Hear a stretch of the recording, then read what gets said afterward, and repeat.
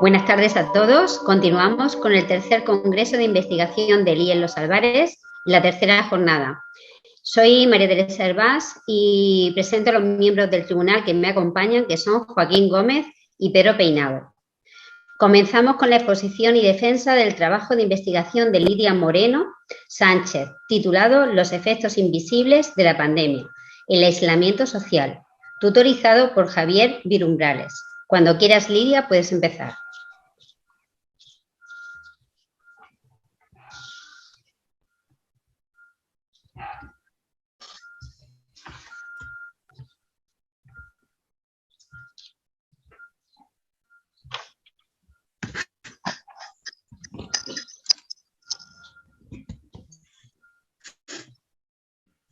Buenas tardes. Con la venida del tribunal me dispongo a poner mi trabajo de investigación titulado Los efectos invisibles de la pandemia, el aislamiento social, tutorizado por Javier Virumbrales Muñoz.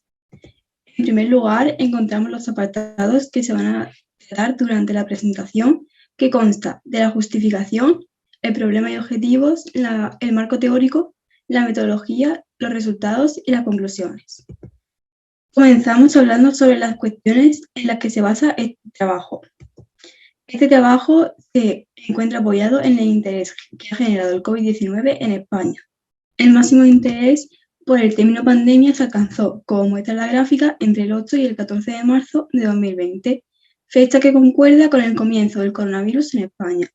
Esta pandemia y otras que han aparecido a lo largo de la historia han ayudado al avance de la medicina en la prevención de enfermedades y en la erradicación de las mismas, tal y como establece Borquez y Pedraza 2020.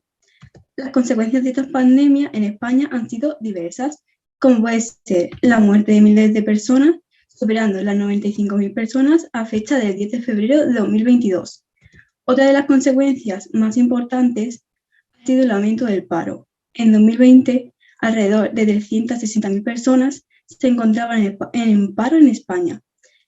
Otro aumento se encontró en el uso de las nuevas tecnologías. Por otro lado, encontramos la soledad. Tras la pandemia, alrededor de 5 millones de españoles viven solos y esto aumentó un 6% en el caso de los mayores de 65 años.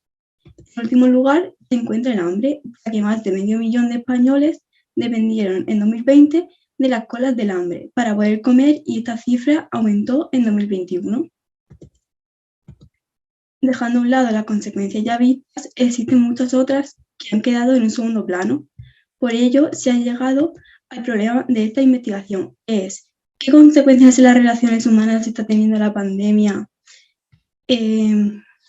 respecto al distanciamiento producido por las medidas sanitarias impuestas? Para poder responder a esta cuestión, se han planteado el objetivo general, el cual se trata de conocer las consecuencias provocadas por el aislamiento social impulsado por el COVID-19, y para alcanzar este objetivo se han empleado dos objetivos específicos. El primero de ellos es analizar los efectos generados por el confinamiento en los alumnos del IE de Los Albares.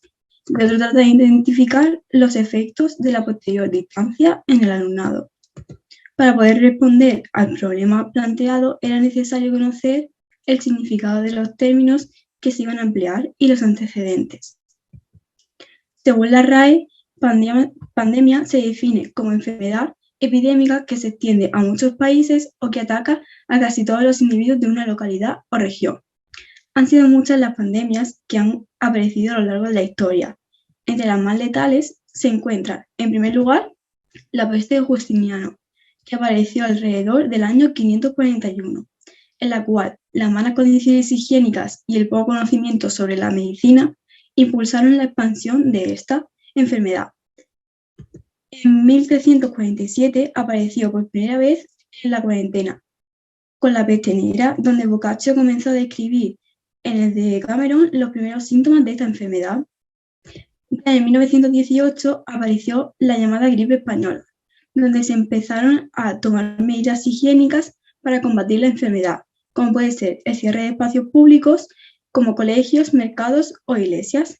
Finalmente, llegamos a la pandemia actual, el COVID-19, la cual apareció en España en el 2020 y ha dejado cambios como fue la semipresencialidad, el uso de las redes sociales para así comunicarse y que han pasado a hacer deporte en casa. Visto los antecedentes anteriores, pasamos al apartado donde se define la forma de trabajo, la metodología. Este trabajo consta de un enfoque cualitativo, de un alcance descriptivo, ya que se intenta describir cuáles han sido las consecuencias del aislamiento social, con carácter transversal y un método de toma de datos mixtos. A pesar de que el enfoque sea cualitativo, esto se debe a que se han empleado tanto instrumentos de tipo cualitativo como cuantitativo. Las fases en las que se ha dividido este trabajo han sido 3. La fase preparatoria, donde se diseñó el proyecto y se realizó la revisión bibliográfica. La siguiente es el trabajo de campo. En esta se aplicaron los instrumentos y se organizaron los datos que se obtuvieron. Y por último, la fase final, en la que se analizaron los datos obtenidos anteriormente para así la obtención de las conclusiones y finalmente la realización del documento final. Para contestar a los objetivos específicos se han empleado dos instrumentos de investigación. El primero de ellos es la encuesta, donde participaron un total de 164 alumnos del instituto y en los Álvarez, de los grupos primero y cuarto de la ESO y primero bachillerato. El segundo son los grupos focales. Para llevar a cabo estos, se escogieron a 10 participantes del grupo de primero de la encuesta pertenecientes al grupo de primero bachillerato. Además, se utilizó el método de la triangulación para así aportar a la investigación de la confiabilidad y la validez necesarias. Ambos instrumentos se dividieron en distintos bloques. La encuesta se dividió en 6 bloques. El primero, que recopila los datos personales para poder realizar la clasificación. El bloque de los cambios, donde se encuentran las preguntas relacionadas con los cambios producidos por la pandemia. El siguiente, que habla de los miedos y los sentimientos presentados. Otro, que trata del deporte y la alimentación. Uno que habla de la comunicación y el uso que han hecho de las nuevas tecnologías. Y por último, el bloque de las compras online. Por otro lado, en cuanto a los grupos focales, se dividió en 2 bloques. Uno que abarca las preguntas relacionadas con el periodo del confinamiento y otro sobre la distancia social. La parte de la experimentación se dividió en 3 etapas. La primera es la preparatoria, donde se elaboraron las preguntas que se iban a tratar en la encuesta. La segunda se aplicó la encuesta ya realizada y tras la aplicación de ella se pasó a realizar los grupos focales. Y la etapa final, donde se resumieron los datos obtenidos de ambos instrumentos. A continuación, encontramos los resultados obtenidos de la aplicación de los instrumentos. Comenzando con la encuesta, cabe señalar que de todas las preguntas realizadas, tan solo se hablará de 15 de las preguntas, ya para así no sobrepasar el tiempo del que se dispone. Esta gráfica muestra todas las preguntas que se encuentran dentro del bloque 2. En primer lugar, como se puede observar, casi el 70% de los encuestados dice haber cambiado la forma de relacionarse con los demás. Además, expresan que existe un mejor ambiente en casa y que valoran más a sus seres queridos desde el comienzo de la pandemia, siendo esta la pregunta en la que estuvieron más de acuerdo. En cambio, la tendencia contraria la encontramos en que no salen menos de casa y no hablan menos con sus seres queridos. Además, es necesario entrar en detalle en 2 de estas preguntas. La primera de ellas es la de si han tenido dificultades para hablar llevando mascarilla. En esta pregunta encontramos 2 opiniones contrarias. Por un lado, encontramos a los más mayores, es decir, a los grupos de cuarto de la ESO y primero bachillerato, donde el 61,72% dijo que sí mostraban dificultad para hablar con mascarilla. Caso contrario es el de los alumnos de primero de la ESO, ya que tan solo el 36,12% dice presentar dificultad. Otra pregunta a tener en cuenta es la relacionada con los cambios en los hábitos, en la que se observan 2 tendencias distintas en primero de la ESO. El 52,77% dice haber cambiado sus hábitos, lo que se opone al resto que dicen que no. Ahora pasaremos al bloque 3, donde se pueden encontrar los sentimientos más presentados por los encuestados. Los que más presentaron fueron el estrés, la ansiedad y la tristeza, superando a otros como puede ser la soledad. Otra pregunta importante de este bloque es la de tienen miedo de ir sin mascarilla. En esta encontramos diferencia entre géneros. Las mujeres se expresan en que presentan miedo a usarla, miedo al no usarla, pero en cambio los hombres tienden a no tener miedo de no llevarla. En el bloque del deporte y la alimentación se observa que la mayoría de los encuestados mantienen su forma de comer igual o incluso comen más sano. Y tan solo 12 de ellos dicen haber empeorado su forma de comer. Resalta que el lugar más empleado por las personas para practicar deporte es al aire libre, seguido de sus casas y el gimnasio. En el quinto bloque, el cual está relacionado con la comunicación, se ha observado que las aplicaciones más empleadas por los adolescentes para comunicarse son, en primer lugar, WhatsApp, seguido de Instagram y de las aplicaciones de videoconferencia, como son Zoom y Meet. Además, hay que resaltar que el número de horas empleadas discurre de las 3 a las 5 o más horas de uso, según el 58% de los encuestados. En el último bloque se les preguntó por el motivo por el cual compran online, a lo que la mayoría de ellos respondieron que por comodidad, la cual es la tendencia general, superando al miedo al contagio y al motivo de evitar gente. Los artículos más comprados online es la ropa. En el segundo instrumento se obtuvieron los siguientes resultados. Con respecto a las preguntas relacionadas con la cuarentena, se obtuvo que cambiaron sus hábitos, es decir, la hora a la que se levantan, la hora a la que comen, etc. También comenzaron a valorar y a cuidar más a sus seres queridos, sobre todo con los que no mantenían tanto el contacto. Y por último, para poder comunicarse, usaron más las nuevas tecnologías y las redes sociales. Y a las preguntas relacionadas con la distancia social, se obtuvo que tras el confinamiento, a la hora de salir, suelen hacerlo con sus amigos, aunque en grupos más reducidos a lo que solían hacerlo antes. Y una cuestión importante es que comenzaron a salir más con sus padres, cosa que no hacían antes del confinamiento. Por otro lado, dicen no sentirse cómodos cuando les tocan personas con las que no tienen mucha confianza. En cambio, si son conocidos, para ellos no hay problema. Algo similar sucede cuando hay mucha gente a su alrededor, que en espacios cerrados se sienten incómodos y en espacios abiertos cómodos. Por último, 7 de los 10 participantes dicen comprar más online, ya que les resulta más cómodo y así pueden mantener mejor la distancia. A continuación, encontramos las conclusiones, obtenidas tras analizar los resultados. En primer lugar, hay que volver a recordar el primer objetivo específico, el cual era analizar las consecuencias del confinamiento, y se concluyó que cambiaron los hábitos de los adolescentes y también cambiaron la forma de relacionarse y comunicarse con los demás. Aumentó el uso de las redes sociales, destacando WhatsApp e Instagram. Además, mejoró la relación con sus convivientes y comenzaron a preocuparse y a cuidar más a sus seres queridos. Y los sentimientos más presentados por los adolescentes fueron el estrés, la ansiedad y la tristeza.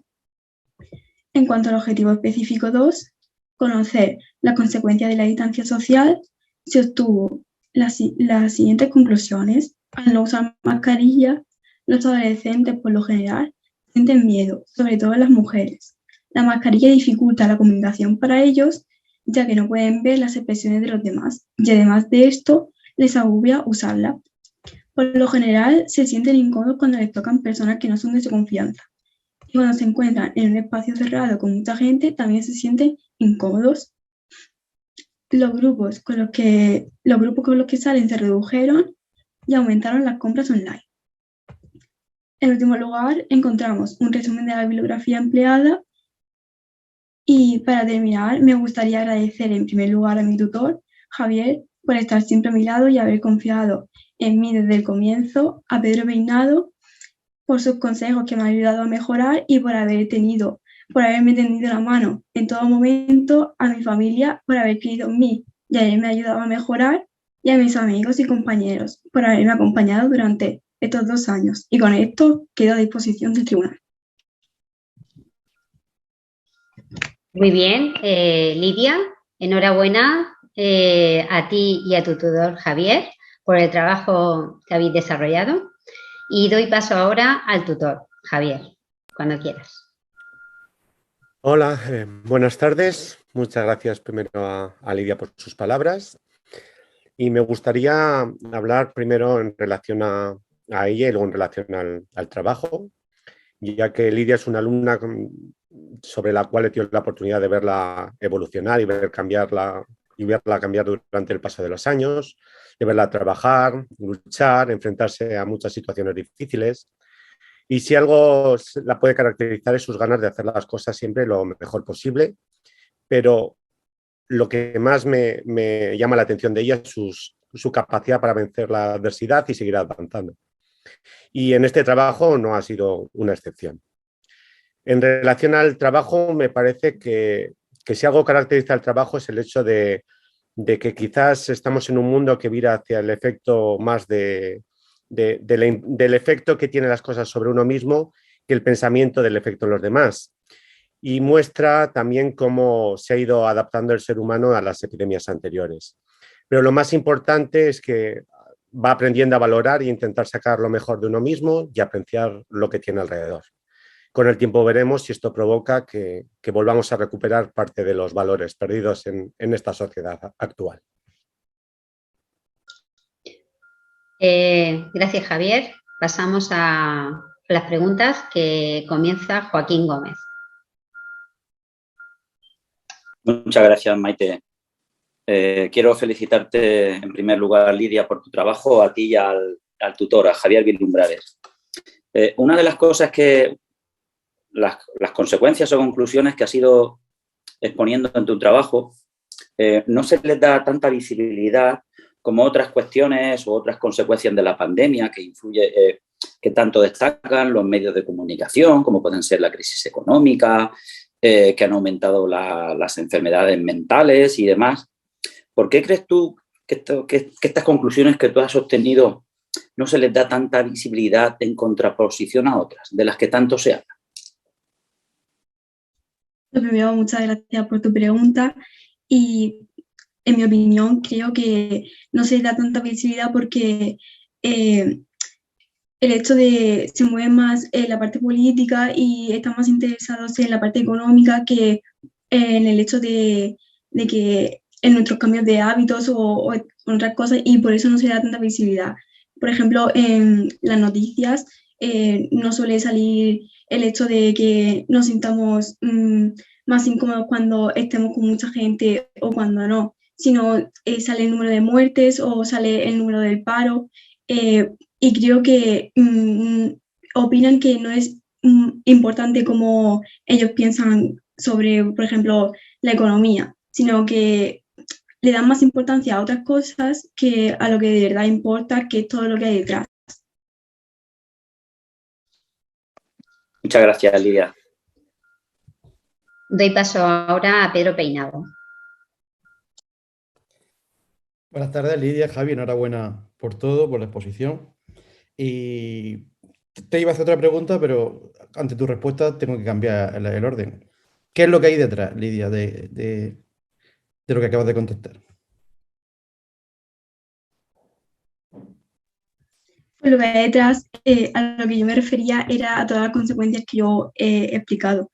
Ya que, por ejemplo, por ejemplo, lo que yo he visto en las noticias no ha sido lo que yo he mostrado, sino ha sido lo que he mostrado al principio, la justificación, el número de muertes, el número de paro, el hambre, pero a lo que yo me refería era que no se han mostrado las consecuencias que yo he ido explicando. Pero, y tampoco se ven, por ejemplo, las consecuencias que tú has visto a pie de calle, con tu familia, con tus amigos. ¿Sientes que hay paralelismo en lo que has estudiado, en lo que te has documentado, que ha sido mucho, con lo que tú has vivido en primera persona? En mi opinión, sí, porque yo me sentí muy identificado con el trabajo y por eso quería realizarlo. Y al ver las conclusiones que había obtenido, me había dado cuenta de que yo sentía lo mismo, que se estaba reflejando lo mismo que yo sentía en las conclusiones. Así que yo creo que sí. O sea, por ejemplo, yo durante la pandemia había cambiado muchísimo mis hábitos y eso es la conclusión que también he obtenido. Así que sí. Muchísimas gracias por la respuesta. A ti. Para terminar, Lidia, te voy a hacer yo la última pregunta. En tus resultados, ¿has investigado si hay alguna diferencia entre los alumnos de secundaria y los de bachillerato? Gracias, Maite, por tu pregunta y respondiendo a ello, como he mostrado en algunos